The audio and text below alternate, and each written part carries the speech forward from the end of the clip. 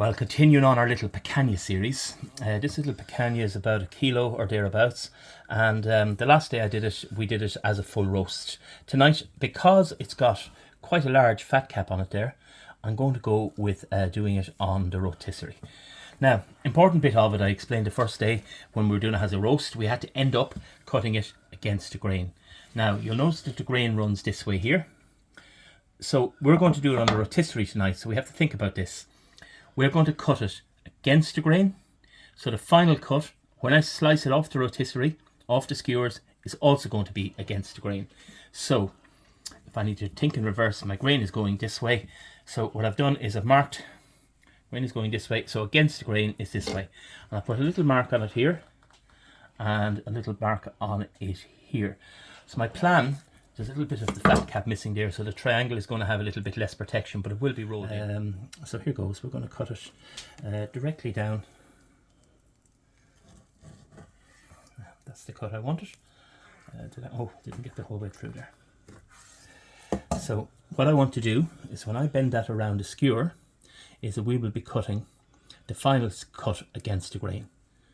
So I'll cut these into steaks and get them onto there, and then get them onto the skewer, and we'll come back to you. So I have the 3 of them there the best I can. That last one is a triangular one, it's kind of hard. Now with picanha, it loves salt, so all I can say is be generous. I'm using Maldon salt there this evening, but any type of good sea salt will do fine. The salt flakes are ideal for that, particularly the cap.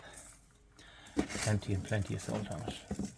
Now here we are at the barbecue. I'm running that there just a little under 200 degrees Celsius, about 180, 190 or thereabouts. Now we have our picanha on the rotisserie.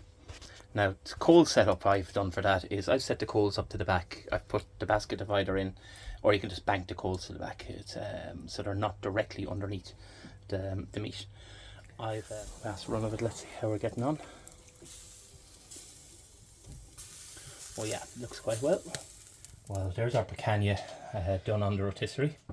It looks like a lovely little crust on it, and I'm hoping that we haven't overdone it, but if the juices running off it are always a good sign. So I'm going to try and carve this off the spit, but I'm not very good at it, but I'm going to try.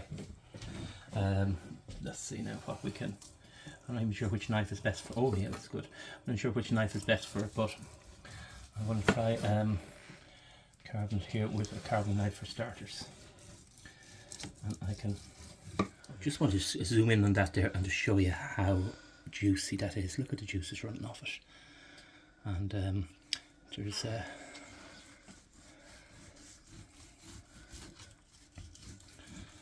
now we're going to serve it up with some chimichurri there, and it's going to be absolutely delicious. That's the plan.